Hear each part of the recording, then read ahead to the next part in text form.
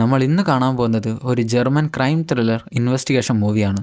മറ്റുള്ള സിനിമകളെപ്പോലെ ക്ലൈമാക്സിൽ ഒരു ട്വിസ്റ്റോട് കൂടെയല്ല ഈ സിനിമയിൽ കൊലയാളിയെ കാണിക്കുന്നത്. ആദ്യമേ കൊലയാളിയെ കാണിക്കും, പിന്നെ ട്വിസ്റ്റും ടേൺസും ഒന്നും ഉണ്ടാവില്ല എന്നേ ഉള്ളൂ. എന്നിട്ട് ഈ സിനിമ പല അവാർഡുകൾക്കും നോമിനേറ്റ് ചെയ്യപ്പെട്ടിട്ടുണ്ട്. അത്രയും ഈ സിനിമയിൽ എന്താണെന്ന് അറിയാനായിട്ട് ആദ്യം തന്നെ നമുക്ക് ഈ സിനിമയുടെ വൺ ലൈൻ കേൾക്കാം. ഒരു പെൺകുട്ടി അവളുടെ വീടിനടുത്തുള്ള വയലിൽ വെച്ച് ക്രൂരമായി പീഡിപ്പിക്കപ്പെട്ട് കൊല്ലപ്പെടുന്നു. എന്നാൽ 23 വർഷങ്ങൾക്ക് ശേഷവും ആ കൊലയാളികളെ കണ്ടുപിടിക്കാൻ പറ്റിയിട്ടില്ല. എന്നാൽ ഇപ്പോൾ 23 വർഷങ്ങൾക്ക് ശേഷം അതേ സ്ഥലത്ത് വെച്ച് അതേ രീതിയിൽ മറ്റൊരു പെൺകുട്ടി മരണപ്പെടുന്നു. എന്നാൽ ആദ്യത്തെ കേസ് ഇൻവെസ്റ്റിഗേറ്റ് ചെയ്ത പോലീസുകാരൻ അങ്ങേര് റിട്ടയറായി. എന്നാലും അങ്ങേര് പറയും ആദ്യത്തെ കൊലയാളി തന്നെയാണ് രണ്ടാമത്തെ കൊലയും ചെയ്തിട്ടുള്ളത്. എന്നാൽ അങ്ങേര് ആരും വിശ്വസിക്കുന്നില്ല. മേ ബി അങ്ങേര് പറഞ്ഞത് ശരിയായിരിക്കാം, ചിലപ്പോൾ അല്ലായിരിക്കാം. എന്തായാലും അവിടെ നിന്ന് അങ്ങോട്ട് ഇൻവെസ്റ്റിഗേഷൻ ആരംഭിക്കുകയാണ്. കൊലയാളിയെ പിടിച്ചോ പിടിച്ചില്ലേ എന്ന് നമുക്ക് സിനിമ കണ്ടു തന്നെ അറിയാം. എന്നാൽ പിന്നെ നമുക്ക് 2010 റിലീസ് ചെയ്ത ദ സൈലൻസ് എന്ന സിനിമയുടെ കഥ കേൾക്കാം. സിനിമ തുടങ്ങുമ്പോൾ തന്നെ ഏതോ ഒരു അപ്പാർട്ട്മെൻറ്റിലെ ഏതോ ഒരു റൂം, അതിനകത്ത് നിന്നും ഒരു പെൺകുട്ടി കരയുന്ന ശബ്ദം കേൾക്കാം. എന്നാൽ അത് ശരിക്കല്ല, 2 പേര് പ്രൊജക്ടറിലെ വീഡിയോ ഇട്ട് കാണുകയാണ്. അതിലൊരുത്തന് എന്തോ പേടിച്ച് നെർവസ് ആയിട്ടാണ് ഇരിക്കുന്നത്. ആ വീഡിയോ എന്താണെന്ന് മനസ്സിലാവുന്നില്ല, എന്നാലും ചെറുതായിട്ട് കാണാം ഏതോ ഒരു പെൺകുട്ടിയെ ഒരാൾ ഉപദ്രവിക്കുന്ന വീഡിയോ ആണത്. ശേഷം അവർ 2 പേരും താഴെ ഗാരേജിൽ ചെന്ന് അവരുടെ ചുവന്ന കാർ എടുത്ത് വേറെ എങ്ങോട്ടോ പോവുകയാണ്. പോകുന്ന വഴിക്ക് ഒരു പെൺകുട്ടി സൈക്കിളിൽ എങ്ങോട്ടോ പോകുന്നുണ്ട്. അവളെ ഫോളോ ചെയ്ത് പോകുമ്പോൾ അവൾ മറ്റൊരു വഴിക്ക് കയറി ചെല്ലും. അവരതേ വഴിക്ക് പോകുമെന്ന് നമ്മൾ വിചാരിക്കുമെങ്കിലും അവർ കുറച്ച് മുന്നോട്ട് വണ്ടി ഓടിച്ചു പോകും. എന്നാൽ അപ്പം തന്നെ റിവേഴ്സിൽ വന്ന് അവൾ പോയ അതേ വഴിയിലൂടെ അവരും ചെല്ലും. കുറച്ച് ദൂരം ഒരു വയലിലെത്തുമ്പോൾ ആ പെൺകുട്ടിക്ക് പിന്നിൽ ആരോ ഫോളോ ചെയ്ത് വരുന്നത് പോലെ തോന്നുമ്പോൾ അവൾ നിർത്തും. കാറിൽ നിന്ന് ആ മഞ്ഞ മുടിക്കാരൻ ഇറങ്ങി ഹലോ ഒരു കാര്യം ചോദിക്കാനുണ്ടെന്ന് പറഞ്ഞ് അവളുടെ അടുത്തേക്ക് നടക്കും. അവൾക്കപ്പോഴേ എന്തോ ഒരു സംശയം തോന്നുന്നുണ്ട്. അവൾ സൈക്കിൾ അവിടെ ഇട്ട് ആ വയലിലേക്ക് ഓടി പോകാനായിട്ട് ശ്രമിക്കും. എന്നാൽ അവൻ പിന്നാലെ ചെന്ന് അവളെയും പിടിച്ച് വയലിലേക്ക് വീഴും. എന്നാൽ കൂടെയുള്ളവൻ അവർ വീണ ഭാഗത്തേക്ക് ചെന്ന് നോക്കുമ്പോൾ അവൻ അവളെ ക്രൂരമായിട്ട് പീഡിപ്പിക്കുന്നതാണ് കാണുന്നത്. അവനാണെങ്കിൽ അത് കണ്ട് പേടിക്കുന്നുണ്ട്. അവൻ്റെ തൊട്ടടുത്തായിട്ട് അവൾ ഉപയോഗിച്ചിരുന്ന അവളുടെ കയ്യിൽ നിന്ന് വീണുപോയൊരു ഹെഡ്സെറ്റും ഉണ്ട്. അവൻ അതെടുത്ത് കയ്യിൽ വെക്കുമ്പോൾ പീഡിപ്പിക്കപ്പെടുന്ന പെൺകുട്ടി അവൻ്റെ കഴുത്തിന് പിടിക്കും, മറ്റവൻ്റെ കഴുത്തിന് പിടിക്കും. അതാണെങ്കിൽ അവൻ ഇഷ്ടപ്പെടില്ല. അവൻ തിരിച്ചും കഴുത്തിന് പിടിച്ച് ഒരു കല്ലെടുത്ത് അവളുടെ തലമണ്ടക്കിട്ട് ഒരു അടി കൊടുക്കും. അവൾ സ്പോട്ടിൽ തന്നെ മരിച്ചു പോകും. എന്നാൽ കൊന്നു കഴിയുമ്പോൾ അവനാണെങ്കിൽ എന്തോ ഒരു കുറ്റബോധമായിരിക്കും. ആ മഞ്ഞ മുടിയന് എന്തോ ഒരു പേടിയായിരിക്കും. അവൻ അന്നേരം മോങ്ങാൻ തുടങ്ങും. ഇനി പറഞ്ഞിട്ട് കാര്യമില്ല, എന്തെങ്കിലും ചെയ്തേ പറ്റൂ. അവൻ ആ ബോഡി എടുത്ത് മറ്റവനോട് ഹെൽപ്പ് ചെയ്യാൻ പറയുമ്പോൾ അവൻ പേടിച്ചിട്ട് ഓടിച്ചെന്ന് കാറിലിരിക്കും. എന്നാലോ ഇവൻ കാറിൻ്റെ ഡിക്കിയിൽ അവളുടെ ബോഡി ഇട്ട് വഴിയിൽ കിടക്കുന്ന അവളുടെ സൈക്കിള് ദൂരെ വയലിലേക്ക് വലിച്ചെറിഞ്ഞ് ഓടി വന്ന് കാറിൽ കയറും. അപ്പോൾ തൊട്ടടുത്തുള്ളവൻ അവളുടെ ഹെഡ്സെറ്റും പിടിച്ചിരിക്കുന്നതാണ് കാണുക. അതൊന്ന് എറിയടോന്നും പറഞ്ഞ് അവിടെ വഴിയിലിട്ട് അവർ കാറെടുത്ത് അവിടെ നിന്ന് പോകും. പിന്നെ എന്താ സംഭവിച്ചതെന്ന് അറിയില്ല. അവിടുന്ന് ബ്ലാക്ക് ഔട്ട് ചെയ്താൽ കുറേ കുട്ടികൾ കളിക്കുന്ന മൈതാനം. അവിടെ ഒരു ഭാഗത്ത് നിന്ന് അവൻ്റെ ചുവന്ന കാറ്, ആ മഞ്ഞ മുടിക്കാരൻ അവൻ്റെ ചുവന്ന കാറ് കഴുകായിരിക്കും. അവന് മഞ്ഞ മുടിയായതുകൊണ്ട് തന്നെ അവനെ നമുക്ക് റെഡ് എന്ന് വിളിക്കാം. എന്നാൽ അവൻ്റെ കൂടെ ഉണ്ടായിരുന്നവൻ ടിമോ എന്നാണ് അവൻ്റെ പേര്. അവൻ അവിടുന്ന് പോവാനായിട്ട് കെട്ടും പാണ്ടങ്ങളും എടുത്ത് ഇറങ്ങുമ്പോൾ ഇവൻ പിന്നാലെ ചെന്ന് പോവല്ലേന്ന് പറയുന്നുണ്ട്. എന്നാൽ അവൻ അപ്പോഴേക്കൊരു ബസ്സിൽ കയറി അവിടുന്ന് എസ്കേപ്പ് ആവും. അവിടുന്ന് ബ്ലാക്ക് ഔട്ട് ചെയ്ത 23 വർഷങ്ങൾക്ക് ശേഷം ഒരു ജൂലൈ 8 ആദ്യത്തെ കുട്ടി മരിച്ചിട്ട് ഇപ്പം കൃത്യം 23 വർഷമായിട്ടുണ്ട്. രാവിലെ തന്നെ ഒരു സ്ത്രീ കയ്യിലൊരു പൂവായിട്ട് ഓടിച്ചെന്ന് ആ വയലിലെത്തുമ്പോൾ മരിച്ചുപോയ കുട്ടിയുടെ ഓർമ്മയ്ക്കായിട്ട് ഒരു കുരിശ് സ്ഥാപിച്ചിട്ടുണ്ട്. അതിൻ്റെ നേരെ താഴത്ത് ആ പൂ മാറ്റിവെക്കും. ഇപ്പോൾ വന്നിട്ടുള്ളത് അവളുടെ അമ്മയാണ്. ആ മരിച്ചുപോയ കുട്ടിയുടെ പേര് പിയ എന്നാണ് ആ മരിച്ചുപോയ കുട്ടിയുടെ പേര്. അവിടുന്ന് ബ്ലാക്ക് ഔട്ട് ചെയ്ത ഒരച്ഛനും അമ്മയും കൂടെ അവരുടെ മകളെ ചീത്ത പറയായിരിക്കും. ആരോ ഒരു കത്തിൽ മകളെ പറ്റി മോശമായിട്ടുള്ള കുറച്ച് കാര്യങ്ങൾ കൊണ്ട് കൊടുത്തിട്ടുണ്ട്. അത് കണ്ടാണ് അവർ ദേഷ്യപ്പെടുക. എന്നാൽ മകള് അതെല്ലാം കള്ളാണെന്ന് പറഞ്ഞ് വീട്ടിൽ നിന്ന് പുറത്തിറങ്ങും. എന്നെ ടെന്നീസ് ഗ്രൗണ്ടിലേക്ക് ഡ്രോപ്പ് ചെയ്യുമെന്ന് ചോദിക്കുമ്പോൾ അച്ഛൻ അതിന് പറ്റില്ല, എനിക്ക് വേറെ ജോലി ഉണ്ടെന്ന് പറയും. അങ്ങനെ അവൾ അവിടെ നിന്ന് ഇറങ്ങി ടെന്നീസ് കളിക്കാനായിട്ട് പോവുകയാണ്. കുതിര ചാടുന്നത് പോലെ ആയിരിക്കും അവൾ സൈക്കിൾ ഓടിക്കുന്നത്. പോകുന്ന വഴിക്ക് കൂട്ടുകാരി വിളിക്കും. ഫോൺ എടുത്ത് പറയും മേരി വീട്ടിൽ കുറച്ച് പ്രശ്നങ്ങളായിപ്പോയി, അതുകൊണ്ടാണ് ഇറങ്ങാൻ നേരം വൈകിയത്. ഞാൻ അങ്ങോട്ട് വന്നുകൊണ്ടിരിക്കുകയാണ്, നീ അങ്ങോട്ടും പോവല്ലേ. അവിടെ നിന്നും കട്ട് ചെയ്ത മറ്റൊരാളെയാണ് കാണിക്കുന്നത്. ഈ സിനിമയിൽ കുറച്ചധികം കഥാപാത്രങ്ങളുണ്ട്. എല്ലാവരുടെ പേര് ഓർത്ത് വെച്ചാൽ മതി. അതിന് പറ്റുന്ന രീതിയിലാണ് ഞാൻ എല്ലാവരുടെയും പേരിട്ട് വെച്ചിരിക്കുന്നത്. ഈ സിനിമയിൽ ഉള്ളതുപോലെ തന്നെ കഥാപാത്രങ്ങൾക്ക് ഞാൻ പേര് കൊടുക്കുകയാണെങ്കിൽ നിങ്ങൾക്ക് മനസ്സിലാവാനായിട്ട് കുറച്ച് പാടാവും. അതുകൊണ്ടാണ് ഞാനിങ്ങനെ പേരിട്ട് വെച്ചിരിക്കുന്നത്. ഇവൻ്റെ പേര് ഡേവിഡ്. അവനൊരു പോലീസുകാരൻ്റെ റിട്ടയർമെൻറ്റ് പാർട്ടിയിലേക്കാണ് വരുന്നത്. അവൻ ആ പാർട്ടിയിലേക്ക് കടക്കുമ്പോൾ തന്നെ പോലീസുകാരൻ വന്ന് അവനൊരു പ്രത്യേക പരിഗണനയായിരിക്കും കൊടുക്കുന്നത്. അത് കാണുമ്പോൾ അവിടെയുള്ള ഒരു പോലീസ് ചേക്കൻ ചോദിക്കുന്നുണ്ട്, അതെന്താ ഇയാൾക്ക് മാത്രം ഒരു പ്രത്യേക പരിഗണന? അപ്പോൾ അവിടെയുള്ള ചേച്ചി പറയും അവൻ്റെ ഭാര്യ മരിച്ചിട്ട് ഇപ്പം 5 മാസമായിട്ടേ ഉള്ളൂ. ക്യാൻസർ ആയിരുന്നു. അതിനുശേഷം അവൻ മാനസികമായിട്ട് കുറച്ച് തളർന്നുപോയി. അതുകൊണ്ടാണ് 23 വർഷം മുന്നേ മരിച്ചുപോയ പിയ എന്ന പെൺകുട്ടിയുടെ കേസ് ഇൻവെസ്റ്റിഗേറ്റ് ചെയ്തിരുന്നത് ഈ റിട്ടയർ ആയ പോലീസുകാരനാണ്. അതുകൊണ്ട് തന്നെ പിയയുടെ അമ്മയും ആ പാർട്ടിയിലേക്ക് വരുന്നുണ്ട്. അതേ സമയത്ത് വീട്ടിൽ നിന്ന് അടിയുണ്ടാക്കി ഇറങ്ങിപ്പോയ കൊച്ച് സെറീന, അവളുടെ പേര് സെറീന എന്നാണ്. അവൾ അച്ഛനെ അമ്മയും വിളിക്കുന്നുണ്ട് ക്ഷമ ചോദിക്കാനായിട്ട്. എന്നാൽ അവർ ഫോൺ എടുക്കുന്നില്ല, കാര്യപരിപാടിയിലാണ്. അതുകൊണ്ട് തന്നെ അവൾ വോയിസ് മെയിൽ ചെയ്യും. അച്ഛ, അമ്മേ, ഞാൻ അന്നേരം അങ്ങനെ എന്തൊക്കെയോ പറഞ്ഞു പോയതാണ്, എന്നോട് ക്ഷമിക്ക്. നിങ്ങളെ രണ്ടുപേരെ എനിക്ക് ഇഷ്ടമാണ്. ഞാനിന്ന് മേരിയുടെ വീട്ടിൽ, എൻ്റെ കൂട്ടുകാരിയുടെ വീട്ടിലായിരിക്കും താമസിക്കുന്നത്. നാളെ ഉച്ചയ്ക്ക് ശേഷം ഞങ്ങൾക്ക് തടാകം വരെ പോകാനുണ്ട്. അതുകൊണ്ട് തന്നെ ഉച്ചയ്ക്ക് ശേഷമായിരിക്കും ഞാൻ വീട്ടിലേക്ക് എത്തുക. അതേ സമയത്ത് റിട്ടയർമെന്റ് പാർട്ടിക്ക് വന്ന ഡേവിഡ് മൂത്രമൊഴിക്കാനായിട്ട് ടോയ്ലറ്റിലേക്ക് വരുമ്പോൾ അവൻ്റെ ഒപ്പം തന്നെ അവൻ്റെ ബോസും വന്ന് നിൽക്കുന്നുണ്ട്. സാധാരണ ആണുങ്ങൾ മൂത്രമൊഴിക്കുന്ന സമയത്ത് തൊട്ടടുത്തൊരാൾ വന്ന് നിൽക്കാറില്ല, ആ ഒരു പതിവില്ല. പക്ഷെ ഇവിടെ എന്താ സംഭവിക്കുന്നതെന്ന് അറിയില്ല. അന്നേരം റിട്ടയർ ആയ പോലീസുകാരനും അകത്തേക്ക് മൂത്രമൊഴിക്കാനായിട്ട് വരുന്നുണ്ട്.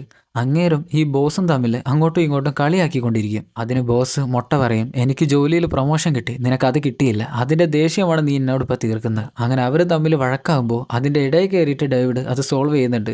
അവൻ തന്നെ ഇപ്പോൾ ഒരു വലിയ പ്രശ്നത്തിൻ്റെ ഇടയിലാണ്. അതിൻ്റെ ഇടയിലാണ് ഇവരുടെ പ്രശ്നം കൂടെ. രാത്രിയാകുമ്പോൾ വീട്ടിൽ നിന്ന് വഴക്കിട്ട് പോയ സെറീനയുടെ അച്ഛൻ അവളെ ഫോൺ ചെയ്യുന്നുണ്ട്. അവളാണെങ്കിൽ കോൾ എടുക്കുന്നില്ല. അപ്പോൾ ഭാര്യ പറയും, നിങ്ങളുടെ അച്ഛനായിരുന്നു ഇങ്ങനെ വിളിക്കുന്നതെങ്കിൽ നിങ്ങൾക്ക് ദേഷ്യപ്പെടില്ലേ? അവൾ സമയമാവുന്ന സമയത്ത് തിരിച്ചു വന്നോളൂ, നിങ്ങൾ കോൾ ചെയ്ത് അവളെ ശല്യപ്പെടുത്തണ്ട. അതേ സമയത്ത് സെറീന പാർക്കിൽ അവളുടെ കൂട്ടുകാരി മേരിയെ വെയിറ്റ് ചെയ്യായിരിക്കും. അവളാണ് ആദ്യം ഇവിടേക്ക് വരാമെന്ന് പറഞ്ഞ്, എന്നാൽ ഇതുവരെ വന്നിട്ടില്ല. ഇപ്പോൾ അവളെ വെയിറ്റ് ചെയ്തുകൊണ്ടിരിക്കുകയാണ്. അതേ സമയത്ത് ഇവിടെ റിട്ടയർമെന്റ് പോലീസുകാരനും ഡേവിഡും കൂടെ എന്തോ ഒരു കേസ് ഫയൽ തരികയായിരിക്കും. ഈ ഡേവിഡും ഒരു പോലീസുകാരൻ തന്നെയാണ്. അവരിപ്പോൾ തെരഞ്ഞുകൊണ്ടിരിക്കുന്നത് 23 വർഷങ്ങൾക്ക് മുന്നേ 1986 കൊല്ലപ്പെട്ട പിയ എന്ന പെൺകുട്ടിയുടെ കേസ് ഫയലാണ്. അവസാനം അവർക്ക് ആ കേസ് ഫയൽ കിട്ടും. അതിലാണെങ്കിൽ അന്ന് ആ സ്പോട്ടിൽ നടന്ന സംഭവങ്ങൾ ഒരു മിനിയേച്ചർ രൂപത്തിൽ ഉണ്ടാക്കി വെച്ചിട്ടുണ്ട്. റിട്ടയർ ആയ പോലീസുകാരൻ പറയും, അവൾ മരിക്കുമ്പോൾ 11 വയസ്സായിരുന്നു. ആ വയലിൽ ബലാത്സംഗം ചെയ്യപ്പെട്ടായിരുന്നു അവൾ മരണപ്പെട്ടത്. എന്നാൽ അവളുടെ ബോഡി കിട്ടിയത് അടുത്തുള്ള തടാകത്തിൽ വെച്ചായിരുന്നു. അത് കണ്ടെത്തിയപ്പോഴേക്ക് ആ ബോഡി അഴുകി തുടങ്ങി. പക്ഷെ അന്നൊരു പയ്യൻ മൊഴി തന്നിരുന്നു, അവിടെ നിന്നും ഒരു ചുവന്ന കാർ പോകുന്നതായിട്ട് കണ്ടുവെന്ന്. എന്നാൽ ചുവന്ന കാറുകളുടെ ഒരു ലിസ്റ്റ് ഉണ്ടാക്കി ഞങ്ങൾ ആ കാറുകാരെ എല്ലാം ചോദ്യം ചെയ്തു. എന്നാൽ ഇന്നേക്ക് 23 വർഷമായിട്ടും ആ കൊലയാളിയെ കണ്ടുപിടിക്കാനായിട്ട് പറ്റിയില്ല. അപ്പോഴാണ് ഡേവിഡ് ചോദിക്കുക, ഇന്നും ജൂലൈ 8 അല്ലേ? അതായത് ഇതേ ദിവസം 1986 പിയ എന്ന കൊച്ച് കൊല്ലപ്പെട്ടത്. പിന്നെ കാണുന്നത് വീട്ടിൽ നിന്ന് വഴക്കിട്ടിറങ്ങിയ സെറീന ആ പാർക്കിൽ എത്ര സമയം കാത്തു നിന്നിട്ടും അവളുടെ കൂട്ടുകാരി വന്നില്ല. അതുകൊണ്ട് തന്നെ അവൾ അന്ന് വീട്ടിലേക്ക് പോകാമെന്ന് വിചാരിച്ച് വീട്ടിലേക്ക് സൈക്കിൾ ഓടിക്കും. എന്നാൽ ഒരു കാറ് അവളെ ഫോളോ ചെയ്തു വരുന്നുണ്ട്. അവൾ ആദ്യം ഒന്നും അത് ശ്രദ്ധിക്കില്ല. എന്നാൽ പിയ എന്ന കൊച്ച് കൊല്ലപ്പെട്ട വയലിലെത്തുമ്പോൾ ആ കാർ അവളുടെ തൊട്ടടുത്തെത്തും. അവൾ സൈക്കിൾ നിർത്തി തിരിഞ്ഞു നോക്കുമ്പോൾ, ഹേയ്, നിങ്ങളോടൊരു കാര്യം ചോദിക്കാനുണ്ടെന്ന് പറഞ്ഞ് ആ കാറിൽ നിന്ന് ഒരാൾ ഇറങ്ങി ചെല്ലും. പിന്നെ എന്താ സംഭവിച്ചതെന്നറിയില്ല. പിന്നെ കാണുന്നത് ഒരാൾ അവളുടെ സൈക്കിൾ എടുത്ത് ആ വയലിലേക്ക് എറിയുന്നതായിരിക്കും. പിന്നെ അവളുടെ ബോഡി എടുത്ത് ആ കാറിന്റെ ഡിക്കിയിലിട്ട് അവിടുന്ന് പോവും. അന്ന് പിയ എന്ന കുട്ടിക്ക് എന്താണോ സംഭവിച്ചത് അത് തന്നെയാണ് ഇപ്പോൾ സെറീനൊക്കെ സംഭവിച്ചിട്ടുള്ളത്. പിറ്റേന്ന് ഞായറാഴ്ച ആ വയലിൽ ജോലി ചെയ്യുന്ന കർഷകൻ അവിടെ ഒരു സൈക്കിൾ കിടക്കുന്ന പോലീസുകാരെ അറിയിക്കും. അപ്പോൾ തന്നെ സ്പോട്ടിലേക്ക് ഡേവിഡും അവൻ്റെ ബോസും കൂടെ തന്നെ ഒരു ഗർഭിണിയായ ചേച്ചിയും വരുന്നുണ്ട്. അവരും ഒരു പോലീസുകാരിയാണ്. അവളുടെ പേര് ഡാനി. ഇതെല്ലാം കാണുന്ന ബോസ് ടെൻഷൻ ആവുന്നുണ്ട്. അങ്ങേര് പറയും, ഇതെങ്ങനെ അന്ന് നടന്നതുപോലെ തന്നെയുള്ള കൊലപാതകം വീണ്ടും സംഭവിക്കുക, അതും അതേ സ്പോട്ടിൽ അതേ ഡേറ്റിൽ. ഇനി അഥവാ കോയിൻസിഡൻസ് വല്ല ആവോ? എന്നാൽ ഈ കാര്യങ്ങളൊന്നും സെറീനയുടെ അമ്മയും അച്ഛനും അറിഞ്ഞിട്ടില്ല. അവരിപ്പോഴും ഉച്ചയ്ക്ക് ശേഷം മകൾ വരില്ലോ എന്നും പ്രതീക്ഷിച്ചിരിക്കുകയാണ്. അവിടുന്ന് ബ്ലാക്ക് ഔട്ട് ചെയ്താൽ മറ്റൊരാളെ കാണിക്കുകയാണ്. ഇത് ആരാന്ന് വെച്ചാൽ അന്ന് റെഡിന്റെ അടുത്ത് നിന്നും നാട് വിട്ടുപോയ റെഡിന്റെ കൂടെ കൊല ചെയ്യാനായിട്ടുണ്ടായിരുന്ന ടിമോയാണ്. അവനിപ്പോൾ ദൂരെയായിട്ട് ഒരു സ്ഥലത്ത് കുടുംബമായിട്ട് സമാധാനമായിട്ട് ജീവിക്കുകയാണ്. ഇപ്പൊ വീട്ടിൽ എന്തോ ഒരു പാർട്ടി നടക്കുന്നുണ്ട്. അതുകൊണ്ട് തന്നെയാണ് കുറെ ആളുകൾ വന്നിരിക്കുന്നത്. അവർ TV ഓൺ ചെയ്ത് നോക്കുമ്പോൾ ന്യൂസിൽ കാണുന്നുണ്ട് സെറീന കൊല്ലപ്പെട്ടതും അവൾ കൊല്ലപ്പെട്ടത് പിയ എന്ന കുട്ടി കൊല്ലപ്പെട്ട അതേ സ്പോട്ടിലാണെന്നും അതേ ഡേറ്റ് ആണെന്നും. ഇത് കാണുന്ന ടിമോയുടെ കൺട്രോൾ കയ്യിൽ നിന്ന് പോകും. അവരെന്താ ചെയ്യേണ്ടെന്നറിയില്ല. അവനാകെ തളർന്നു പോകും. ഇതേ ന്യൂസ് ആണെങ്കിൽ പിയയുടെ അമ്മ അവരുടെ വീട്ടിൽ നിന്നും റിട്ടയർ പോലീസുകാരെ അങ്ങരുടെ വീട്ടിൽ നിന്നും കാണുന്നുണ്ട്. എന്നാൽ ഈ ന്യൂസ് കണ്ടു കഴിഞ്ഞപ്പോൾ ടിമോ ആകെ ടെൻഷനായിട്ട് അടുക്കളയിലേക്ക് ചെല്ലും. അവിടെ നിന്നൊരു ബോട്ടിൽ എടുക്കാൻ നോക്കുമ്പോൾ അവന്റെ കയ്യിൽ നിന്ന് വീണത് പൊട്ടും. എന്നാൽ ഡേവിഡും അവന്റെ ബോസും കൂടെ പിയ എന്ന കുട്ടിയുടെ ബോഡി ഏത് തടാകത്തിൽ നിന്നാണോ കിട്ടിയത് അതേ തടാകത്തിൽ സെറീനയുടെ ബോഡി ഉണ്ടോ എന്ന് സെർച്ച് ചെയ്യായിരിക്കും. കുറച്ച് മുങ്ങൽ വിദഗ്ധന്മാരെ കൊണ്ട് വെള്ളത്തിനടിയിലും തെരയിക്കുന്നുണ്ട്. എന്നാൽ അവിടെയും യാതൊരു ബോഡിയും കാണുന്നില്ല. അന്നേരമാണ് ഗർഭിണി ചേച്ചി ഡാനി ഓടി വന്ന് പറയാ, മരണപ്പെട്ട കുട്ടി ആരാണെന്ന് മനസ്സിലായി. അവളുടെ അച്ഛൻ വിളിച്ചിരുന്നു. ആ സൈക്കിള് അങ്ങനെ ഐഡന്റിഫൈ ചെയ്തു. സെറീനയുടെ അച്ഛനും അമ്മയും കൂടെ വീട്ടിൽ നിന്ന് ഇതേ വാർത്ത TV-യിൽ കണ്ടിരുന്നു. ആ വാർത്തയിലാണ് ആ സൈക്കിളും കാണിക്കുന്നത്. അതുകൊണ്ട് തന്നെ അവരപ്പം തന്നെ പോലീസിനെ വിളിച്ച് കാര്യം പറഞ്ഞു. ഇനി അടുത്ത ചടങ്ങ് അവരെ ചോദ്യം ചെയ്യുക എന്നുള്ളതാണ്. ഇതാണെങ്കിൽ ബോസിന് പറ്റില്ല. ബോസിനെ കൊണ്ട് ആരെയും ചോദ്യം ചെയ്യാനായിട്ട് പറ്റില്ല. അങ്ങനെ ആ കാര്യത്തിൽ എക്സ്പേർട്ട് അല്ല. ആ കാര്യം ഏൽപ്പിക്കുന്നത് ഡേവിഡിനായിരിക്കും. എന്നാൽ അവനും ഇപ്പോൾ ഒരാളെ ചോദ്യം ചെയ്യുന്ന കാര്യത്തിൽ എക്സ്പേർട്ട് അല്ല. കാരണം അവൻ്റെ ഭാര്യ മരിച്ചിട്ട് ഇപ്പോൾ അതിൻ്റെ ഹാങ് ഓവറിലാണ് അവൻ ജീവിക്കുന്നത്. അതേ സമയത്ത് ക്രൈം സ്പോട്ടിലേക്ക് റിട്ടയർഡ് പോലീസുകാരൻ വരുന്നുണ്ട്. എന്നാൽ അങ്ങേര് അകത്തേക്ക് കയറാൻ അവിടെ നിൽക്കുന്ന പോലീസ് ചേക്കൻ സമ്മതിക്കില്ല. അവൻ പറയും ബോസ് പറഞ്ഞിരിക്കുന്നത് നിങ്ങൾ അകത്തേക്ക് കയറ്റി വിടരുതെന്നാണ്. സംഭവം എന്താണെന്നറിയാലോ, അവർ രണ്ടുപേരും തമ്മിൽ ചെറിയ പ്രശ്നമുണ്ട്. അതുകൊണ്ട് തന്നെ കൂടുതൽ പ്രശ്നമൊന്നും ഉണ്ടാക്കാതെ റിട്ടയർഡ് പോലീസുകാരൻ അവിടുന്ന് പോകും.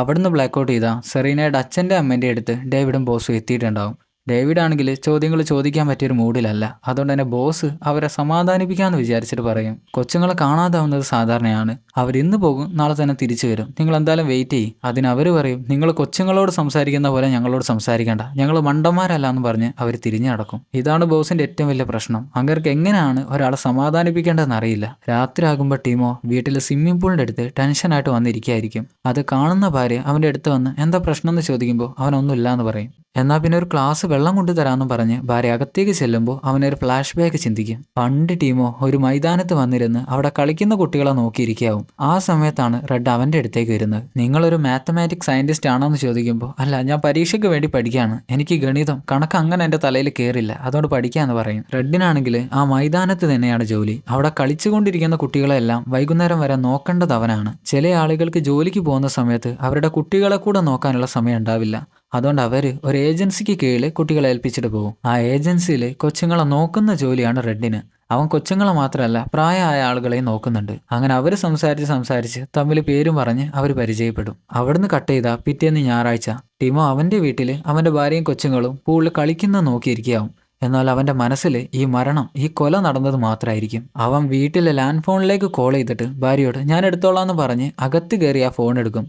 എന്നാൽ അവൻ ആ ലാൻഡ് ഫോണിൽ നിന്ന് അവൻ്റെ ഓഫീസിലേക്ക് കോൾ ചെയ്യും. ബോസ്, എനിക്ക് ഇന്നലെ പനിക്കാൻ തുടങ്ങിയിരുന്നു, ഇന്ന് രാവിലെ ആയപ്പോഴേക്കും അത് കൂടി, എനിക്കെന്തായാലും 2 ദിവസത്തേക്ക് ലീവ് തരുമോ എന്ന് ചോദിക്കുമ്പോൾ ബോസ് അവന് ലീവും കൊടുക്കുന്നുണ്ട്. എന്നാൽ അവൻ ഭാര്യയുടെ അടുത്ത് വന്ന് പറയാം ഓഫീസിൽ നല്ല തിരക്കാണ്, എനിക്ക് ഇന്ന് പോയാൽ പിന്നെ 2 ദിവസം കഴിഞ്ഞാൽ തിരിച്ചു വരാൻ പറ്റൂ. അതിന് മക്കൾ ചോദിക്കും ഇന്ന് രാത്രി ഞങ്ങളുടെ കൂടെ അച്ഛൻ കളിക്കാന്ന് പറഞ്ഞതല്ലേ, പിന്നെ എന്തിനാ ഇപ്പോൾ പോകുന്നേ? അതിന് അവൻ പറയും ഓഫീസിൽ നിന്ന് ഇപ്പോൾ വിളിച്ചതായിരുന്നു, 2 ദിവസത്തേക്ക് ഞാൻ അവിടെ ഇല്ലെങ്കിൽ ശരിയാവില്ല, എനിക്ക് പോയേ പറ്റുമെന്ന് പറഞ്ഞ് അവൻ അവിടെ നിന്ന് ഇറങ്ങും. അതേ സമയത്ത് റിട്ടയർ പോലീസുകാരൻ പിയുടെ അമ്മയുടെ അടുത്തേക്ക് വന്ന് പറയും ഞാനിപ്പോൾ റിട്ടയറായി, എന്തായാലും ഇപ്പോൾ ഒരു ഡിക്റ്റേറ്റീവിനെ പോലെ ഈ കേസ് ഞാൻ അന്വേഷിക്കുന്നുണ്ട്, കുറച്ച് പഴയ കാര്യങ്ങൾ നിങ്ങളോട് ചോദിച്ചറിയാനാണ് ഞാൻ ഇപ്പോൾ വന്നിരിക്കുന്നത്. അങ്ങനെ അവർ സംസാരിച്ച് കഴിയുമ്പോൾ പിയുടെ അമ്മ ചോദിക്കും അവരെല്ലാവരും പറയുന്നത് സെറീന മരിച്ചിട്ടില്ല, അവൾ തിരിച്ചു വരുമെന്നാണല്ലോ. അതിന് പോലീസുകാരൻ പറയും അവരെല്ലാം ശുദ്ധ അസംബന്ധമാണ് പറയുന്നത്, അവൾ ഓൾറെഡി മരിച്ചു കഴിഞ്ഞു. അതേ സമയത്ത് ഡേവിഡ് പോലീസ് സ്റ്റേഷനിലിരുന്ന് കേസിനെ കുറിച്ച് പഠിക്കുകയായിരിക്കും. അവൻ്റെ മനസ്സിൽ മൊത്തം ടെൻഷനായിട്ട് അവൻ്റെ കൺട്രോൾ പിടിച്ചു നിർത്താനായിട്ട് പറ്റില്ല. അവൻ ഒച്ചയും വെള്ളമെല്ലാം ഉണ്ടാക്കുമ്പോൾ ഒച്ച കേട്ട് വരുന്ന ബോസ് പറയും നിന്നെ എങ്ങനെ സമാധാനിപ്പിക്കണം എന്ന് എനിക്കറിയില്ല, അതുകൊണ്ട് നിനക്ക് ജോലി എടുക്കാൻ പറ്റുന്നില്ലെങ്കിൽ, കൺട്രോൾ കിട്ടുന്നില്ലെങ്കിൽ നീ ഇന്ന് നേരത്തെ വീട്ടിലേക്ക് പൊക്കോ. അന്നേരം സെറീനയുടെ അച്ഛനും അമ്മയും പോലീസുകാരെ കോൺടാക്ട് ചെയ്യാനായിട്ട് എന്തെങ്കിലും അപ്ഡേറ്റ് ഉണ്ടോ എന്ന് അറിയാനായിട്ട് പോലീസുകാരെ വിളിക്കുമ്പോൾ അവരാണെങ്കിൽ ഫോൺ എടുക്കുന്നില്ല, ആരും ഫോൺ എടുക്കുന്നില്ല. എന്നാൽ കുറച്ച് കഴിയുമ്പോൾ ഡേവിഡും പിയുടെ അമ്മയെ കാണാനായിട്ട് ചെല്ലും. പി അല്ലായിരുന്നു ആദ്യം മരിച്ച കൊച്ച്, അവളുടെ അമ്മയെ കാണാനായിട്ട് ചെല്ലും. അവൻ അവിടെ എത്തുമ്പോൾ റിട്ടയർ പോലീസുകാർ അവിടുന്ന് പുറത്തേക്ക് ഇറങ്ങുന്നുണ്ട്. എന്നാൽ പുറത്ത് മൊത്തം റിപ്പോർട്ടേഴ്സ് വന്ന് ഷൂട്ട് ചെയ്തുകൊണ്ടിരിക്കാവും. എന്താടോ കുറച്ചെങ്കിലും സമാധാനം തന്നൂടെന്ന് പറഞ്ഞ് അങ്ങനെ അവരെ എല്ലാം ഓടിക്കുന്നുണ്ട്. എന്നാലും അവർ പിന്നെയും ഷൂട്ട് ചെയ്യും. അകത്ത് കയറുന്ന ഡേവിഡ് അവിടെ ഒരു ക്യൂബ് കാണുമ്പോൾ അത് കറക്കാൻ തുടങ്ങും. അപ്പോൾ പിയുടെ അമ്മ ഒന്ന് ചുമയ്ക്കും. അപ്പോൾ അവിടെ പിയുടെ ഒരു ഫോട്ടോ കാണിച്ചമ്മ ചോദിക്കും അവൾ ആ ഫോട്ടോയിൽ എന്തിനാണ് ചിരിക്കുന്നതെന്ന് നിങ്ങൾക്കറിയോ? അതിനമ്മ പറയും എനിക്കറിയില്ല, എന്നോട് ആദ്യമായിട്ടാണ് ഒരാൾ ഇങ്ങനത്തെ ഒരു ചോദ്യം ചോദിക്കുന്നത്, അത് അവളുടെ അച്ഛനെടുത്ത ഫോട്ടോ ആയിരുന്നു, അവൾ എന്തിനാ ചിരിക്കുന്നതെന്ന് എനിക്കറിയില്ല. അതിന് ഡേവിഡ് ചോദിക്കും നിങ്ങളുടെ മകൾ മരിച്ചിട്ട് ഇപ്പം 23 വർഷമായി, എന്നിട്ട് നിങ്ങൾ ഇപ്പോഴും ഇതേ വീട്ടിൽ ഇതേ റൂമിൽ താമസിക്കുന്നു. അതിനമ്മ പറയും നീ ചോദിച്ചു വരുന്നത് എന്താണെന്ന് എനിക്ക് മനസ്സിലായി, പക്ഷേ ഞാൻ ഈ വീട്ടിൽ ഇത്രയും കാലം താമസിച്ച എന്തിനാണെന്ന് എനിക്കറിയില്ല, ഞാൻ ഇവിടെ എന്തിനു താമസിക്കുന്നു എന്ന് പോലും എനിക്ക് മനസ്സിലായിട്ടില്ല. അതേ സമയത്ത് സെറീനയുടെ അച്ഛൻ അവളെ കോൾ ചെയ്ത് നോക്കുന്നുണ്ട്. എന്നാൽ ആ കോൾ എടുക്കുന്നത് ഏതോ ഒരു കാട്ടിൽ നട്ടുച്ചക്ക് റെയിൻകോട്ടും ഇട്ട് നടക്കുന്ന ഒരു മനുഷ്യനാവും. അങ്ങനെ ആ ഫോൺ എടുത്ത് കട്ട് ചെയ്തിട്ട് ദൂരെ കാട്ടിലേക്ക് തന്നെ വലിച്ചെറിയും. അവനാണ് സെറീനയെ തട്ടിക്കൊണ്ടുപോയത്. അവൻ അവളെ എന്ത് ചെയ്തു എന്നറിയില്ല. അവൻ കാറിൽ കയറിയിട്ട് അവിടെ നിന്ന് എങ്ങോട്ടോ പോകും. അന്നേരം റിട്ടയർ പോലീസുകാരനും ആ കേസിനെ കുറിച്ച് കൂടുതലായിട്ട് പഠിക്കാൻ ശ്രമിക്കുന്നുണ്ട്. എന്നാൽ അങ്ങേർക്കും കാര്യമായിട്ടുള്ള തെളിവുകളൊന്നും കിട്ടുന്നില്ല. അന്നേരം പിയുടെ അമ്മയ്ക്ക് അവളുടെ ഓർമ്മകൾ വേട്ടയാടുന്ന പോലെ തോന്നും. അവരപ്പം തന്നെ പിയുടെ എന്തെല്ലാം ഓർമ്മകൾ വീട്ടിലുണ്ടോ അതെല്ലാം എറിഞ്ഞുടയ്ക്കാൻ തുടങ്ങും. അവസാനം അവളുടെ ഫോട്ടോ എടുത്ത് അതും എറിഞ്ഞ് പൊട്ടിക്കും. അതെന്തിനാണെന്ന് മനസ്സിലാവുന്നില്ല. വീട്ടിലെത്തുന്ന ഡേവിഡ് അവൻ ഉറക്കത്തിൽ കാണുന്നതും അവന്റെ ഭാര്യയെ തന്നെ ആയിരിക്കും. പെട്ടെന്ന് ആരോ ഡോറിന് മുട്ടുമ്പോൾ അവൻ ഞെട്ടി എഴുന്നേൽക്കും. അവൻ ഇട്ടിരിക്കുന്നതും ഭാര്യയുടെ ഡ്രസ്സ് തന്നെയാണ്. അവൻ അപ്പോഴേക്കൊരു കോട്ടും എടുത്തിട്ട് ഡോർ തുറന്നു നോക്കുമ്പോൾ അത് റിട്ടയർ പോലീസുകാരനായിരിക്കും. അങ്ങേര് കുറച്ച് തെളിവുകൾ കാണിച്ചു പറയും, ആദ്യത്തെ കൊല ചെയ്ത അതേ വ്യക്തി തന്നെയാണ് ഇപ്പൊ സെറീനയെയും കൊന്നിരിക്കുന്നത്. അതിനവൻ ചോദിക്കും, സെറീന ഇപ്പൊ മരിച്ചിട്ടില്ല, അതിപ്പോഴും മിസ്സിംഗ് കേസ് തന്നെയാണ്. അതിന് റിട്ടയർ പോലീസുകാരൻ പറയും, അവൾ മരിച്ചു, നീ ആദ്യം അത് മനസ്സിലാക്ക്. ഇനി അവളുടെ ബോഡി അതെവിടെയാണെന്ന് കണ്ടെത്തിയാൽ മാത്രം മതി. എന്നാൽ ഡേവിഡിന് അപ്പോഴും വിശ്വാസം വരുന്നില്ല. അതിനങ്ങേര് പറയും, നീ എന്നെ വിശ്വസിക്കും, നീ എൻ്റെ കൂടെ നിന്ന് തന്നാൽ മാത്രം മതി, നമുക്ക് ഈ കേസ് ഒരുമിച്ച് തെളിയിക്കാൻ പറ്റും. അതേ സമയത്ത് ടീമോ കാറിൽ എവിടെയോ വന്നിരിക്കുകയായിരിക്കും. അവന് വീണ്ടും പഴയ ഓർമ്മകൾ വരാൻ തുടങ്ങും. ടീമോ റെഡിന്റെ വീട്ടിലിരിക്കാവും. റെഡ് ചോദിക്കും, നിന്റെ പരീക്ഷ എന്തായി, പാസ്സായോ? ഇല്ല, തോറ്റുപോയി, ഒന്നുകൂടി എഴുതിയെടുക്കണമെന്ന് പറയും. റെഡ് ചോദിക്കും, നിനക്ക് ആ 7th ഫ്ലോറിലെ ഇന്ന് കുളിക്കാൻ വന്ന ആ നീല ഉടുപ്പിട്ട കൊച്ചിന് ഇഷ്ടമാണല്ലേ? നീ എന്താ പറയുന്നത്? എനിക്ക് അങ്ങനെ ഒന്നുമില്ല എന്നവൻ പറയെങ്കിലും റെഡ് വീണ്ടും പറയും, നിന്റെ ആ നോട്ടം കണ്ടാൽ എനിക്ക് മനസ്സിലാവും നിനക്ക് അവളെ ഇഷ്ടമാണ്. ഞാൻ ഇത്രയും കാലം വിചാരിച്ചിരുന്നത് അതുപോലെയുള്ള നോട്ടം എനിക്ക് മാത്രമായിരുന്നു എന്നാ. ഇപ്പൊ നിനക്കും അതുണ്ടെന്ന് എനിക്ക് മനസ്സിലായി. നിനക്ക് കുഴപ്പമില്ലെങ്കിൽ നമുക്ക് ഒരുമിച്ചിരുന്നൊരു സിനിമ കാണാം. എന്നിട്ട് അവനെയും കൂട്ടിച്ചെന്ന് ഒരു കുട്ടിയെ ഒരാൾ ക്രൂരമായി പീഡിപ്പിക്കുന്ന വീഡിയോ കാണിച്ചു കൊടുക്കും. പിറ്റേന്ന് തിങ്കളാഴ്ച പോലീസുകാരെ തെരച്ചില് കുറച്ചുകൂടെ ഊർജിതമാക്കും. എന്നാൽ അവർക്കും ഒരു തെളിവും കണ്ടുപിടിക്കാനായിട്ട് പറ്റുന്നില്ല. അതേ സമയത്ത് ടീമോ ഏതോ ഒരു ഹോട്ടലിൽ നിന്ന് ഇറങ്ങി അവൻ പണ്ട് റെഡിനെ കണ്ടുമുട്ടിയ അതേ പാർക്കിൽ വന്ന് അതേ കസേരയിലിരിക്കും. അപ്പൊ ദൂരെ പുല്ലുകൾ വെട്ടുന്ന റെഡിനെ അവൻ കാണുന്നുണ്ട്. റെഡിനിപ്പോൾ പ്രായമായിട്ടുണ്ട്. അവനിപ്പോൾ 23 വർഷങ്ങൾക്ക് ശേഷമാണ് റെഡിനെ കാണുന്നത്. പോലീസുകാർ ഭക്ഷണം കഴിക്കുന്ന സമയത്തും കേസിനെ കുറിച്ച് ചർച്ചയായിരിക്കും. അപ്പോൾ ഡാനി പറയും, 1982 ഇതുപോലെ തന്നെ ഒരു കുട്ടിയെ മിസ്സായിരുന്നു. എന്നാൽ അവളുടെ ബോഡി കണ്ടു കിട്ടിയ സ്ഥലത്ത് നിന്നും ഒരു ചുവന്ന കാറ് ആളുകൾ കണ്ടിരുന്നു. അതുകൊണ്ട് തന്നെ അന്നത്തെ പോലീസും ചുവന്ന കാറുകളുടെ ഒരു ലിസ്റ്റ് ഉണ്ടാക്കിയിട്ട് ഒരു അന്വേഷണം നടത്തിയിരുന്നു. എന്നാൽ അവർക്കും യാതൊന്നും കണ്ടെത്താനായിട്ട് പറ്റിയിട്ടില്ല. അവൾ ആ ലിസ്റ്റ് എടുത്ത് കാണിച്ചു കൊടുക്കുമ്പോൾ അതിൽ 500ഓളം കാറുകൾ ഉണ്ടാകും. അന്നേരം ഡേവിഡ് റിട്ടയർ പോലീസുകാരൻ കൊടുത്ത 1986 പിയ മരണക്കേസിൽ അന്ന് അവർ ലിസ്റ്റ് ചെയ്ത കാറുകളുടെ ലിസ്റ്റ് എടുക്കും. ഈ 2 ലിസ്റ്റുകളും താരതമ്യം ചെയ്ത് നോക്കുമ്പോൾ ഈ രണ്ടിലും കോമൺ ആയിട്ട് ഒരു 120ഓളം കാറുകൾ വരുന്നുണ്ട്. അവർ ആ കാറുകൾ ഇൻവെസ്റ്റിഗേറ്റ് ചെയ്യാമെന്ന് വിചാരിക്കും. അപ്പോൾ ബോസ് ചോദിക്കും, നിനക്ക് ഈ ലിസ്റ്റ് എവിടുന്നാ കിട്ടിയേ? 1986 കാറുകളുടെ ലിസ്റ്റ് എവിടുന്നാ കിട്ടിയേ? അത് റിട്ടയർ പോലീസുകാരൻ്റെ കയ്യിൽ നിന്നാന്ന് പറയുമ്പോൾ ബോസ് പറയും, ആ ലിസ്റ്റ് എന്താ കീറി കളയാൻ നോക്ക്, വെറുതെ സമയം പോക്കാനുള്ള ഓരോ പരിപാടികളായിരിക്കും ഇത്. ഡേവിഡ് പറയും, ഇപ്പം നമ്മുടെ കയ്യിലുള്ള ആകെ ഒരു തുമ്പ് ഈ കാറുകൾ അന്വേഷിക്കുക എന്നുള്ളത് മാത്രമാണ്. അതുകൊണ്ട് നമ്മളിത് ചെയ്തേ പറ്റൂ. അതേസമയത്ത് റെഡ് മൈതാനത്തുള്ള പുല്ലുകളെല്ലാം വെട്ടിക്കഴിഞ്ഞ് അവൻ്റെ വീട്ടിലേക്ക് കയറാൻ നേരത്ത് അവൻ്റെ തൊട്ട് പിന്നിൽ ടിമോയെ കാണും. റെഡ് ചോദിക്കും, എത്ര വർഷമായി നിന്നെ കണ്ടിട്ട്? നീ ഇത്രയും കാലം എവിടെയായിരുന്നു? നീ എന്തുകൊണ്ട് എന്നെ കാണാനായിട്ട് വന്നില്ല? അപ്പോൾ ടിമോ ചോദിക്കും, നീയല്ലേ ഇപ്പം കാണാതായ സെറീന എന്ന കൊച്ചിനെ കൊന്നേ? അതിന് റെഡ് പറയും, ഞാൻ അവളെ കണ്ടിട്ട് കൂടെയില്ല, വാർത്തയിൽ പോലും ഞാൻ അവളെ കണ്ടിട്ട് കൂടിയില്ല. ടിമോക്ക് പിന്നെ കൂടുതൽ സംസാരമൊന്നും ഉണ്ടാവില്ല. അവൻ അവിടെ നിന്ന് ഇറങ്ങാൻ നോക്കുമ്പോൾ റെഡ് അവർ പണ്ട് കണ്ടുകൊണ്ടിരുന്ന ആ CD അവൻ്റെ കയ്യിൽ കൊടുത്ത് പറയും, നിനക്ക് ഇഷ്ടപ്പെട്ട സിനിമയാണ്, നിന്റെ കയ്യിൽ വെച്ചോ. ടിമോ ആ CD വാങ്ങിയിട്ട് അവൻ ഇപ്പം താമസിക്കുന്ന ഹോട്ടലിലേക്ക് പോകും. അതേ സമയത്താണ് റിട്ടയർ പോലീസുകാരനും പിയയുടെ അമ്മയും കൂടെ ഒരു ന്യൂസ് ചാനലിന് ഇന്റർവ്യൂ കൊടുക്കുന്നത്. റിട്ടയർ പോലീസുകാരൻ പറയും, ആദ്യത്തെ കൊല ചെയ്തവൻ തന്നെയാണ് ഇപ്പോൾ 23 വർഷങ്ങൾക്ക് ശേഷം ഈ ഒരു കൊലയും ചെയ്തിരിക്കുന്നത്. പിന്നെ സെറീനയുടെ അമ്മയോടും അച്ഛനോടും എനിക്ക് പറയാനുള്ളത്, നിങ്ങളുടെ മകളെ നിങ്ങൾ ഇനി കാത്തിരുന്നിട്ട് കാര്യമില്ല, അവൾ അപ്പോഴേ മരിച്ചു കഴിഞ്ഞു. ഈ ഇന്റർവ്യൂ ആണെങ്കിൽ പോലീസ് സ്റ്റേഷനിൽ വെച്ച് ബോസ് കാണുന്നുണ്ട്. ഇങ്ങരിത് നമ്മളെയും കൊണ്ടേ പോവോന്ന് പറഞ്ഞ് അങ്ങനെ ടെൻഷനാവും. കുറച്ച് കഴിയുമ്പോൾ സെറീനയുടെ അച്ഛനും അമ്മയും കൂടെ പോലീസ് സ്റ്റേഷനിലേക്ക് ഇടിച്ചു കയറി വന്ന്, നിങ്ങൾ കേസ് അന്വേഷിക്കുന്നതായിട്ട് അഭിനയിക്കല്ലാതെ മര്യാദയ്ക്ക് അന്വേഷിക്കുന്നില്ല, എൻ്റെ മകൾ മരിച്ചു പോയില്ലേ, ഞാൻ എല്ലാം TV കണ്ടു, സത്യം പറ.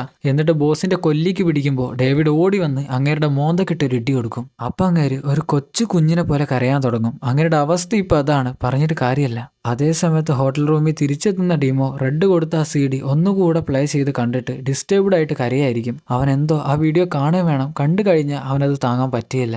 അവൻ വീണ്ടും പഴയ കാലം ചിന്തിക്കും. അന്ന് റെഡ് അവളുടെ ബോഡി ആ തടാകത്തിൽ ഡംപ് ചെയ്യുന്ന സമയത്ത്, ആ തടാകത്തിൽ മുക്കിക്കളയുന്ന സമയത്ത് ടിമോ ഒന്നും ചെയ്യാതെ ആ കാറിൽ ഒരക്ഷരം മിണ്ടാതെ ഇരിക്കുകയായിരുന്നു.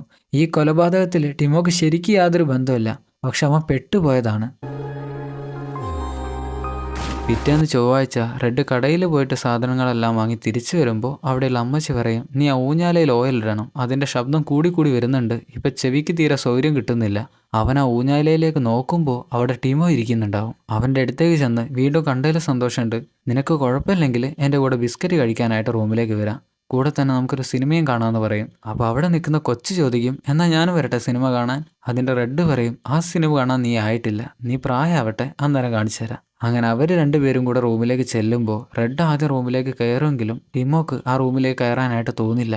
അവൻ അവിടെ തന്നെ നിന്ന് തപ്പി കളിച്ച് പിന്നെ ഒരൊറ്റ ഓട്ടമായിരിക്കും പുറത്തേക്ക്. റെഡ് പിന്നാലെ ചെന്ന് അവനെ വിളിക്കുന്നുണ്ടെങ്കിലും ടിമോ ഓടിച്ചെന്ന് കാറിൽ കയറിയിട്ട് അവിടുന്ന് പോകും. അതേ സമയത്ത് ബോസ് ലിസ്റ്റിലുള്ള ചുവന്ന കാറുകൾ കണ്ടുപിടിക്കാനായിട്ട് ഡിപ്പാർട്ട്മെന്റിലെ മുഴുവൻ പോലീസുകാരെ ഇറക്കും. ആ ലിസ്റ്റിൽ 104 കാറുകളാണുള്ളത്. അതെല്ലാവർക്കും ഭാഗിച്ചു കൊടുത്ത് ഇന്ന് വൈകുന്നേരത്തിന് മുന്നേ ആ കാറുകാരെല്ലാം കണ്ടുപിടിച്ച് അവരെ ചോദ്യം ചെയ്യണമെന്ന് പറയും. എന്നിട്ട് ഡേവിഡിന്റെ അടുത്ത് വന്നിട്ട് നിനക്ക് പറ്റില്ലെങ്കിൽ നീ വീട്ടിലേക്ക് തന്നെ പോക്കോ, റെസ്റ്റ് എടുത്തോ, കാറ് കണ്ടുപിടിക്കാനായിട്ട് നീ വരണ്ടാന്ന് പറയും. എന്നാൽ ഡാനി വന്ന് അയാൾ പറയുന്നൊന്നും ശ്രദ്ധിക്കണ്ട, നമുക്ക് ഒരുമിച്ച് കാറ് കണ്ടുപിടിക്കാൻ പോവാന്നും പറഞ്ഞ് അവനെ കൂട്ടി പുറത്തിറങ്ങി കാറിൽ കയറും. എന്നാൽ ഡേവിഡ് കാറിൽ കയറാൻ നേരത്ത് അവരുടെ പാർക്കിങ്ങിൽ തന്നെ ടിമോയുടെ കാറും ഉണ്ടാവും. അവൻ മെല്ലെ ഡോറ് തുറക്കുമ്പോൾ അത് പെട്ടെന്ന് ഡേവിഡ് സ്പോട്ട് ചെയ്യും. ആ കാറിൽ ടിമോ ഇരിക്കുന്നതും ഡേവിഡ് കാണുന്നുണ്ട്. എന്നാൽ ടിമോ പിന്നെ ഒരു അനക്കം ഡോറ് തുറക്കില്ല, അവൻ അതുപോലെ തന്നെ ഡോർ ക്ലോസ് ചെയ്യും. ഡേവിഡും അതാരെങ്കിലും ആയിരിക്കും എന്ന് വിചാരിച്ച് കാറിൽ കയറി അവിടെ നിന്ന് പോകും. എന്നാൽ ടിമോ അവിടെ നിന്നും ആ ക്രൈം സ്പോട്ടിലേക്കായിരിക്കും ചെല്ലുക. അവൻ ആ സ്പോട്ടിൽ നിന്ന് എന്തോ ആലോചിച്ചിരിക്കുമ്പോൾ രണ്ടാളുകൾ വന്ന് അവനോട് ചോദിക്കും, നിങ്ങൾ പോലീസാണോ? അവൻ അതേന്ന് പറയുമ്പോൾ അവർ വീണ്ടും ചോദിക്കും, ആ കൊച്ചിനെ പറ്റി എന്തെങ്കിലും ക്ലൂ കിട്ടിയോ? ഞങ്ങളുടെ വീട് ആദ്യം മരിച്ചുപോയ ആ പിയ എന്ന കൊച്ചിൻ്റെ വീടിനടുത്ത് തന്നെയാണ്. നിങ്ങളുടെ ആളുകൾ ഞങ്ങളെ ചോദ്യം ചെയ്യാനായിട്ട് വിളിച്ചിരുന്നു. അത് കഴിഞ്ഞ് വരികയാണ്. അവർക്ക് ഇതുവരെ ഒന്നും കണ്ടുപിടിക്കാൻ പറ്റിയിട്ടില്ല എന്നാണ് തോന്നുന്നത്. എന്നാൽ അവർ പോയി കഴിയുമ്പോൾ ഡിമോ നേരെ ചെല്ലുന്നത് പിയ എന്ന കൊച്ചിൻ്റെ വീട്ടിലേക്കായിരിക്കും. വാതിൽ മുട്ടുമ്പോൾ അമ്മയായിരിക്കും ഡോറ് തുറക്കുക. ആരാന്ന് ചോദിക്കുമ്പോൾ അവൻ പറയും, ഞാൻ നിങ്ങളുടെ ഈ തൊട്ടടുത്തുള്ള വീട് വിൽക്കുന്നുണ്ടോ എന്ന് അറിയാനായിട്ട് വന്നതാണ്. എനിക്കിപ്പോൾ ജോലിക്ക് സ്ഥലം മാറ്റം കിട്ടി ഞാൻ ഇവിടേക്കാണ് വന്നത്. എൻ്റെ ഭാര്യയ്ക്കും കൊച്ചിനും ഈ വീട് കണ്ടപ്പോൾ ഇഷ്ടമായി. കണ്ടിട്ട് ഈ വീട്ടിൽ ആരും ഇല്ലാത്ത പോലെയാണ് തോന്നുന്നത്, അതുകൊണ്ട് ചോദിച്ചാന്ന് പറയും. അതിനമ്മ ആ വീട് വിൽക്കുന്നില്ല, തൊട്ടടുത്തുള്ള വേറെ ഏതെങ്കിലും വീട് വിൽക്കുകയാണെങ്കിൽ ഞാൻ നിങ്ങളെ അറിയിക്കാം, എന്തായാലും അകത്തേക്ക് വരുമെന്ന് പറഞ്ഞ് അവനെ സൽക്കരിക്കും. ഫുഡെല്ലാം കഴിച്ചുകൊണ്ടിരിക്കുമ്പോഴാണ് അവിടെ പിയയുടെ ഫോട്ടോ അവൻ കാണുക. അവൻ അറിയാത്ത പോലെ ഇതാരാണ്, നിങ്ങളുടെ മോളാണോ എന്ന് ചോദിക്കും. അതിനമ്മ അതെൻ്റെ മകളാണ്, പക്ഷേ ഇപ്പല്ല, 23 വർഷം മുന്നേ അവൾ മരിച്ചു പോയെന്ന് പറയും. സോറി, എനിക്ക് അറിയില്ലായിരുന്നു, ഞാൻ അറിയാതെ ചോദിച്ചു പോയതാണ്. നിങ്ങൾ ഏതെങ്കിലും വീട് കിട്ടുകയാണെങ്കിൽ എന്നെ അറിയിച്ചാൽ മതി. എന്നിട്ട് അവൻ്റെ കാർഡ് എടുത്ത് അമ്മക്ക് കൊടുക്കും. അവൻ പോയി കഴിയുമ്പോൾ അമ്മ അവനെ സംശയത്തോടെ നോക്കുന്നുണ്ട്. അമ്മയ്ക്ക് എന്തോ ഒരു സംശയം കുടുങ്ങിയിട്ടുണ്ട്. കുറച്ച് കഴിഞ്ഞ് വീട്ടിലേക്ക് റിട്ടയർ പോലീസുകാരൻ വരുമ്പോൾ അമ്മ പറയും, നിങ്ങൾ പറഞ്ഞത് ശരിയാണ്, അവൻ ഇവിടെ വന്നിരുന്നു. എന്നിട്ട് അവൻ കൊടുത്ത കാർഡ് പോലീസുകാരൻ്റെ കയ്യിൽ കൊടുക്കും. അതേ സമയത്ത് ഡാനിയും ഡേവിഡും കൂടെ ഓരോ കാറുകാരുടെ അഡ്രസ്സിൽ എത്തുമ്പോൾ അവിടെ ഒന്നും ആരും ഉണ്ടാവില്ല. പണ്ടാരോ ഇതെവിടെ പോയാലും ഇങ്ങനെയാണല്ലോ എന്ന് പറഞ്ഞ് അവരടുത്ത ലൊക്കേഷനിലേക്ക്, അടുത്ത അഡ്രസ്സിലേക്ക് ചെല്ലും. അങ്ങനെ അവർ അടുത്ത അഡ്രസ്സിലേക്ക് പോകുമ്പോൾ റിട്ടയർ പോലീസുകാരൻ ഡേവിഡിനെ വിളിച്ച് ആളെ കിട്ടി, നീ പെട്ടെന്ന് തന്നെ വാന്ന് പറയും. അവൻ അപ്പം തന്നെ ഒരൊറ്റ ഓട്ടമായിരിക്കും. അവൾ നീ എങ്ങോട്ടാന്ന് ചോദിക്കുമ്പോൾ നിന്റെ കാർ എടുക്കുമെന്ന് മാത്രമായിരിക്കും അവൻ പറയാ. പിന്നെ ഞാനെങ്ങനെ വരുമെന്ന് ചോദിക്കുമ്പോൾ നീ ഏതെങ്കിലും ബസ്സിന് കയറിപ്പോരെന്നും പറഞ്ഞ് അവൻ ഓടിപ്പോകും. എന്നാലും ഡാനി ആ അഡ്രസ്സിലേക്ക് ചെന്ന് ഡോറ് മുട്ടുമ്പോൾ ഡോറ് തുറക്കുന്നത് റെഡായിരിക്കും. ഞാൻ പോലീസാണ്, കുറച്ച് കാര്യങ്ങൾ ചോദിച്ചറിയാൻ വന്നതാന്ന് പറയുമ്പോൾ എന്നാൽ അകത്തേന്ന് ചോദിക്കാമെന്ന് പറഞ്ഞ് അവൾ അകത്തേക്ക് അവൻ ക്ഷണിക്കും. അതേ സമയത്ത് ടിമോ അവനും റെഡും കൂടെ പിയ എന്ന പെങ്കൊച്ചിന്റെ ബോഡി ഡംപ് ചെയ്ത ആ തടാകത്തിന്റെ തൊട്ട് മുന്നിലായിരിക്കും കാറിൽ വന്നിരിക്കുന്നത്. അപ്പോൾ ഫോണിലേക്ക് അവന്റെ ഭാര്യ വിളിക്കുമ്പോൾ അവൻ അത് അറ്റൻഡ് ചെയ്യും. അവൾ ചോദിക്കും, ഞാൻ എത്ര തവണയായി വിളിക്കുന്നത്, നിങ്ങൾ ഇതുവരെ എടുക്കുന്നില്ല, ഇതുവരെ ജോലി പരിപാടി ഒന്നും തീർന്നില്ലേ? അവൻ പറയും, ജോലി ഇതുവരെ കഴിഞ്ഞിട്ടില്ല, തിരക്ക് തന്നെയാണ്, ചിലപ്പോൾ നാളെയാവും തീരാൻ. അതിന് ഭാര്യ പറയും, മോള് കളിക്കുന്ന സമയത്ത് താഴെ വീണിട്ട് അവളുടെ കൈക്കും കാലിനും എല്ലാം മുറിവ് പറ്റിയിരിക്കുകയാണ്, ഇത് പറയാനാണ് ഞാൻ നിങ്ങളെ വിളിക്കുന്നത്, നിങ്ങളാണെങ്കിൽ കോൾ എടുക്കുന്നുമില്ല. അന്നേരമാണ് റിട്ടയർ പോലീസും ഡേവിഡും കൂടെ അവൻ്റെ വീടിന് മുന്നിലെത്തുക. അവരിപ്പോൾ അവൻ കൊടുത്ത കാർഡ് വെച്ചാണ് അവൻ്റെ വീട്ടിലേക്ക് വന്നിട്ടുള്ളത്. ബെല്ലടിക്കുമ്പോൾ ഭാര്യ പുറത്താരോ വന്നിട്ടുണ്ട്, ഡോറ് തുറക്കണമെന്ന് പറഞ്ഞ് കോൾ കട്ട് ചെയ്യും. അവൾ വന്നു നോക്കുമ്പോൾ ഇവർ രണ്ടുപേരും ആയിരിക്കും.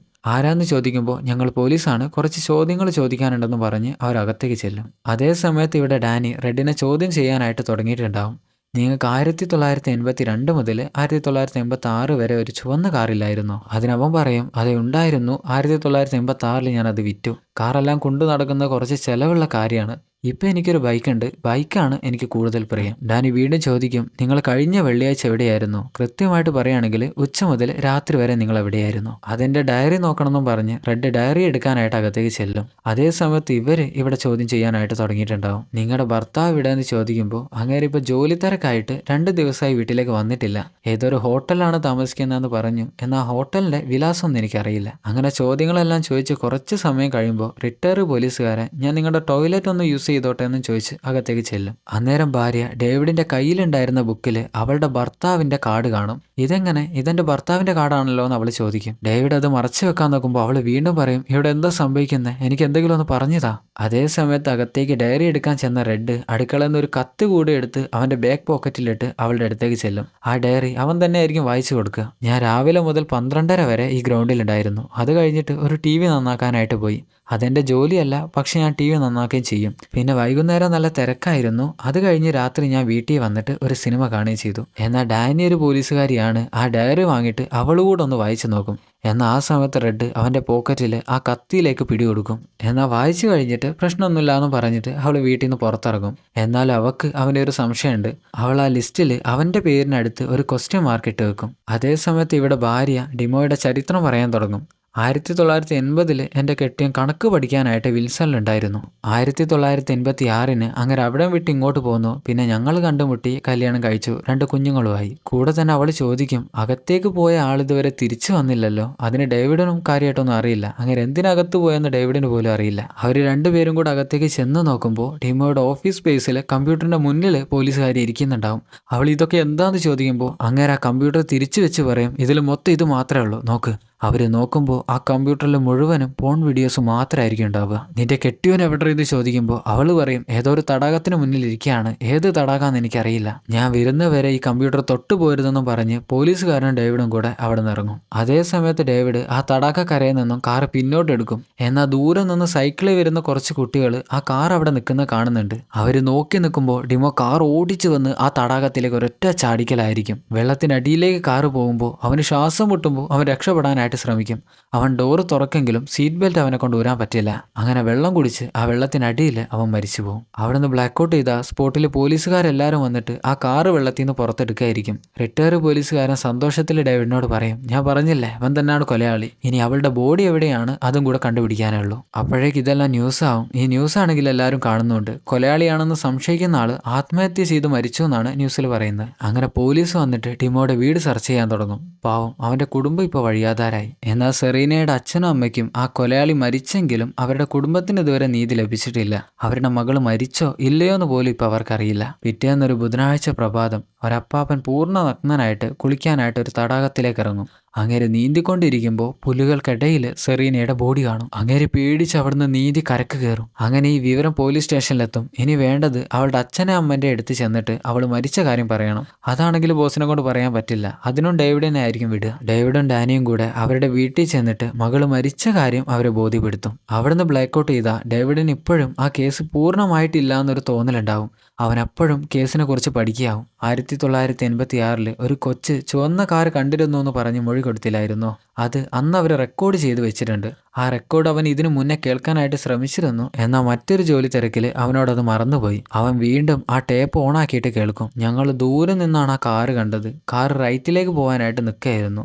എന്നാൽ അതിലുള്ള ആള് ഒരു ഹെഡ്സെറ്റ് പുറത്തേക്കിട്ട് റൈറ്റിലേക്ക് തന്നെ ഓടിച്ചു പോയി. അന്നേരമാണ് ഡേവിഡിന് മനസ്സിലാവുക, റൈറ്റിലേക്ക് പോകുന്ന കാറിൽ നിന്ന് ഒരാൾ ഹെഡ്സെറ്റ് പുറത്തിടണമെങ്കിൽ അങ്ങേരും കാറിന്റെ റൈറ്റ് സൈഡിൽ തന്നെ ആയിരിക്കും ഇരിക്കേണ്ടത്. ആ ഹെഡ്സെറ്റ് വീണ പൊസിഷൻ നോക്കുകയാണെങ്കിലും ആ റൈറ്റ് സൈഡിൽ ഇരിക്കുന്ന ആൾ തന്നെയാണ് ഹെഡ്സെറ്റ് പുറത്തേക്ക് ഇട്ടിരിക്കുന്നത്. പക്ഷെ അവരുടെ നാട്ടിൽ കാറിന് ലെഫ്റ്റ് സൈഡിലാണ് സ്റ്റിയറിംഗ് ഉള്ളത്. അപ്പോൾ അവന് മനസ്സിലായി കൊല ചെയ്തത് ഒരാളല്ല, ആ ആളുടെ കൂടെ മറ്റൊരാൾ കൂടെ ഉണ്ടായിരുന്നു.